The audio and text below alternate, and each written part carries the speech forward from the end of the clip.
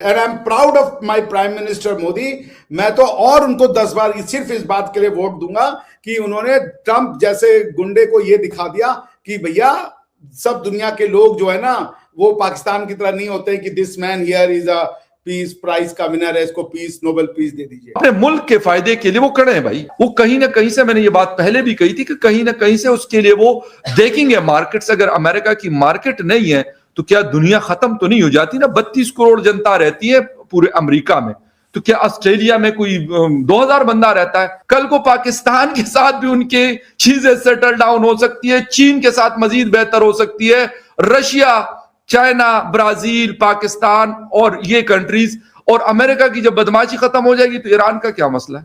Iran के अंदर भी बहुत बड़ी पॉपुलेशन रहती है, और अगर ये कंट्रीज उनसे गैस और तेल खरीदना शुरू कर दें तो उनकी इकोनॉमी भी ऊपर आना शुरू हो जाएगी। तो ये चीजें हैं मेरे ख्याल में। कोई मतलब अगर हम नेगेटिव की तरफ जाते तो बड़ी पॉजिटिविटीज भी हैं।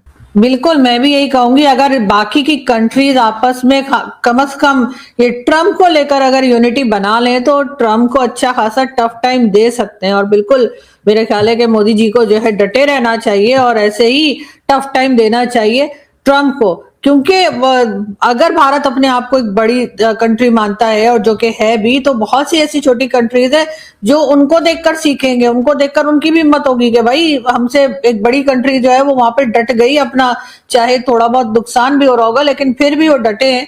तो डेफिनेटली उनसे बहुत कुछ जो है लोगों को उम्मीदें होंगी। जी डॉक्टर साहब, आपने फखर को सुना और बड़ा मुझे अच्छा लगा कि मतलब हमारे यहाँ से, पाकिस्तान से भी ये आवाजें जो है आनी चाहिए कि अगर किसी ने सही किया है, चाहे हमारे उनके साथ डिफरेंसेस हो, तो हम उस बात को खुल्लम खुल्ला कहें। हाँ, तो वो तो कहना पड़ेगा ना, वो तो किसी के नहीं है ना। आपके यहाँ पे जो तारीफ कर रहे थे, आपको क्या लग रहा है वो तारीफ फ्री ऑफ कास्ट आ रही थी? वो तो आईएसएफ में खींचने की तैयारी कर रहे थे आपको। वो तो भला हो इधर वाला मुद्दा हो गया, वरना कोई वो किसी के नहीं है भाई। तो आपको अपना इंटरेस्ट, पाकिस्तान की दिक्कत यह है कि पाकिस्तान अपना इंटरेस्ट नहीं समझता, और अगर आप समझ रहे हैं तो बहुत बढ़िया। पाकिस्तान को अगर अपनी बातें समझ में आ रही है, पाकिस्तान को दूसरों की बातें समझ में आ रही है, तो इट्स वंडरफुल भाई। पाकिस्तान एज अ कंट्री तो रहेगा ही यहाँ पे। और अगर आप एक अच्छे कंट्री के रूप में रह रहे हैं, तो बहुत सी कंट्रियां टूटी हैं, ऐसा नहीं है कि उन सब में हमेशा से एक शत्रुता ही रही है, ऐसा नहीं है। खैर, कुछ लोग होते हैं जो रीढ़ की हड्डी पे खड़े हो जाते हैं। और क्या होगा, अमेरिका ने ऐसे ही सैंक्शन, जब हमने न्यूक्लियर बम एक्सप्लोजन किया था तो अमेरिका ने लगाया था, क्या हो गया हमारी इकोनॉमी का? चलती चली गई। उस समय तो हमारी इतनी बड़ी इकोनॉमी नहीं थी, उन्होंने तो कहा कि हम किसी दुनिया से आपको ट्रेड नहीं करने देंगे।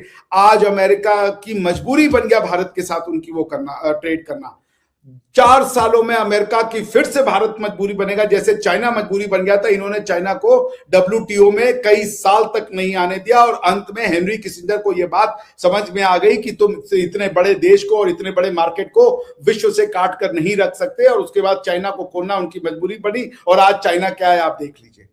जो लोग भारतवर्ष में ये कह रहे हैं कि मोदी जी को फोन घुमा देना चाहिए, मैं कह रहा हूं कभी नहीं। आज आप उसके लिए फोन घुमाओगे क्योंकि उनके शर्तों पे आपने ट्रेड माना। वो कह रहे हैं हम ट्रेड देंगे मगर भीख के रूप में, हमें फोन करो। ये ऐसे तो मोदी जी 10 बार फोन कर लेते, मगर ये कि ये ट्रेड डील तब होगा जब तुम हमें फोन करो। क्यों? क्योंकि तुम जो है बार बार कह दो कि ये पहलगाम में जो ऑपरेशन सिंदूर हुआ था उसको हमने रुकवाया था। आज तुम हमसे फोन करवा रहे हो ट्रेड नेगोशिएशन के लिए, कल कहोगे कश्मीर पाकिस्तान को दे दो, जैसे उन्होंने उसको कहा, क्या नाम है, ये जेलेंस्की को, कि भूल जाओ वो क्या नाम है, डोनेस्क लुहांस्क भूल जाओ, अब वो रशिया का हो गया। तो कल को ये हमें ऐसे कहने देंगे? ये ट्रेड से नहीं शुरू होगा, बात झुकने की है, बात दबाने की है कि ट्रेड डील होगी हमारी शर्तों पे। Hats off to prime minister Modi. और ये हमारा वचन है अपने प्रधानमंत्री से कि आपके पीछे आपकी जनता खड़ी है, हम पेट पे वो मांगने को, बांधने को तैयार है, लेकिन कभी भी आप अपनी स्वतंत्र। अरे रहने दे सर, आप क्या पेट पे बांधने को तैयार हैं? आप तो शो के अंदर खाते रहते हैं, आप कैसे पेट पे बांध लेंगे? नहीं खाएंगे ना, कल से, आज नहीं खाएंगे को आप ये मसीही फेथ कहते हैं, वो पोलर रीजन से नीचे रहता है, चोजन वन, जो कि अब्राहमिक फेथ है पूरा का पूरा। ये कि ये ट्रेड डील तब होगा जब तुम हमें फोन करो। क्यों? क्योंकि तुम जो है बार बार कह दो कि ये पहलगाम में जो ऑपरेशन सिंदूर हुआ था उसको हमने रुकवाया था। आज तुम हमसे फोन करवा रहे हो ट्रेड नेगोशिएशन के लिए, कल कहोगे कश्मीर पाकिस्तान को दे दो, जैसे उन्होंने उसको कहा, क्या नाम है, तो पेड़ पे बांधना पड़ गया तो क्या करेंगे? राजू जी, आपको भारत का इतिहास ही नहीं पता है। इससे पहले भी तो वो एज अ प्रेसिडेंट रह चुके हैं, पहले तो हमने कभी उनको ऐसा करते नहीं देखा, इस किस्म की बातें करते भी नहीं सुना। नहीं, ये सारी चीजें तो रिपीट कर रहे हैं। ग्रीनलैंड तो उन्होंने तब भी मांगा था जब वो फर्स्ट एडमिनिस्ट्रेशन थी ट्रम्प साहब की, उनकी नजर उस पर लगी हुई है। उस समय उनकी जो उनकी प्रायोरिटीज थी वो दूसरी थी। देखिए, जो ट्रम्प 2.0 है ना, ये बहुत उसमें, बिकॉज कि ट्रम्प को ये लगता है कि उनको प्रोविडेंस है, ईश्वर की उनके ऊपर हाथ है, उनके ऊपर हत्या के अटेम्प्ट हुए, जो सच है। वो याद होगा जो उनके मतलब कान से अगर गोली छू के चली जाए, मतलब 1 मिलीमीटर अगर होता, वो यहां से घुसती, आंख में घुस जाती, खेल खत्म था ट्रम्प साहब का। मगर कान से छू के गई है। So the man is convinced that I am the chosen one, जो कि अब्राहमिक फेथ है पूरा का पूरा, जिसको आप ये मसीही फेथ कहती हैं या अब्राहम का फेथ कहती है। इसका एक सबसे बड़ा सेंट्रल पॉइंट है चोजन वन, कि हमको ईश्वर ने स्पेशली बनाया है, चाहे वो जूस हो, चाहे क्रिश्चियन हो, चाहे वो मुस्लिम हो। उनका ये है कि we are the chosen one by the god. तो उनको भी ये लगता है कि उनको ईश्वर ने ये सब करने के लिए दिया, तो वो और इम्बोल्डेंड हो गए। और वेनेजुएला में जो हुआ, आप राष्ट्रपति को पकड़ के ले आए जैसे कि कोई गली का बच्चा हो, उसको कान उमेट के चलो घर, वो मजाक नहीं है। तो ही इज इम्बोल्डेंड। और आप देखते रहिए, वो ग्रीनलैंड लेके रहेगा। मैं आपको लिखित में दे रहा हूं, 3-4 महीने रुकिए, ग्रीनलैंड पे एक्शन अवश्यंभावी होगा, वो निश्चित होगा। इस पे ईयू क्या करेगा देखने लायक है। देखिए, उन्होंने ना, आप उनकी स्ट्रेटेजी देखिए। पहले उन्होंने जेलेंस्की को कहा कि तुम भूल जाओ डोनेस्क और लुहांस्क को। उन्होंने रशिया और पुतिन की तारीफ करी। वेस्ट पुतिन से क्यों यूरोपियन यूनियन चिढ़ता है? क्योंकि वो ये कहता है कि रशिया जो है वो टेरिटरी खा जाता है, जो कि यूएन चार्टर का वायलेशन है। क्योंकि यूएन चार्टर में लिखा है कि territorial integrity and political independence, ये दोनों नॉन नेगोशिएबल हैं। यूज ऑफ फोर्स के जरिए इनको चेंज नहीं किया जा सकता।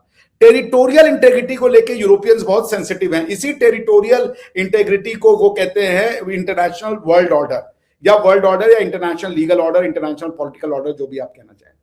सो पुतिन साहब ने पिछले 20 सालों में 3 बार इस लॉ का उल्लंघन किया है। जब क्राइमिया को उन्होंने अपने में मिलाया, ओसेतिया को अपने में मिलाया, और फाइनली डोनेस्क और लुहांस्क को भी उन्होंने काट करके अपने अंदर ले लिया।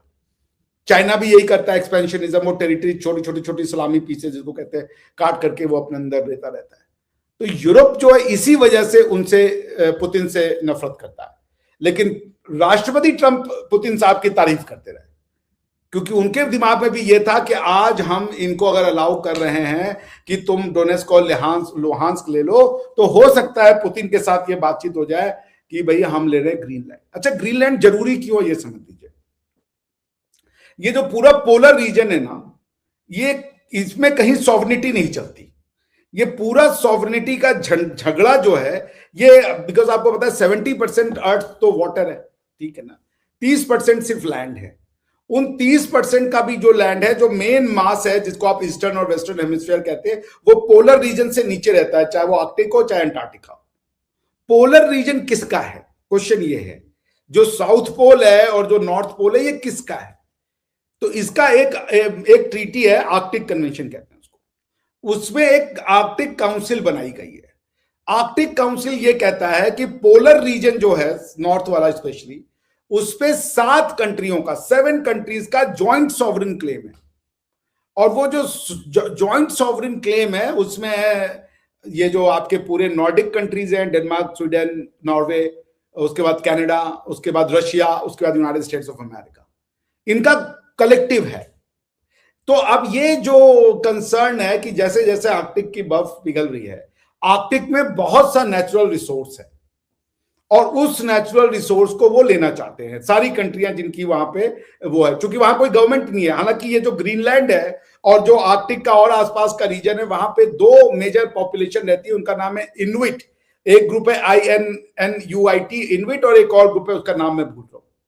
ग्रीनलैंड की टोटल पॉपुलेशन 57,000 है, 57,000 लोग रहते हैं सिर्फ वहां पे। इनुइट है, वो भी डैनिश सिटीजन है, मगर वो डैनिश बाई एथनिसिटी नहीं है, वो बाई एथनिसिटी इनुइट लोग हैं।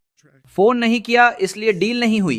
ट्रंप के एक मंत्री का यह दावा आते ही वॉशिंगटन से ज्यादा इस्लामाबाद में सन्नाटा छा गया, क्योंकि जिन्हें उम्मीद थी कि भारत दबाव में झुक जाएगा, उन्हें आज सबसे बड़ा झटका लगा।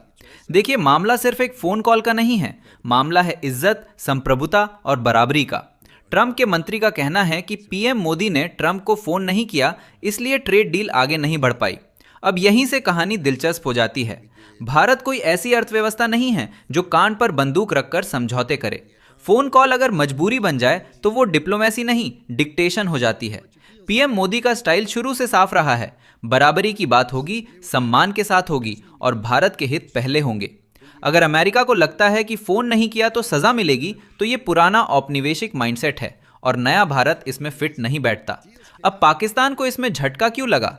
क्योंकि पाकिस्तान की पूरी विदेश नीति आज भी इसी उम्मीद पर टिकी रहती है कि भारत अमेरिका में दरार पड़े, भारत पर दबाव बने।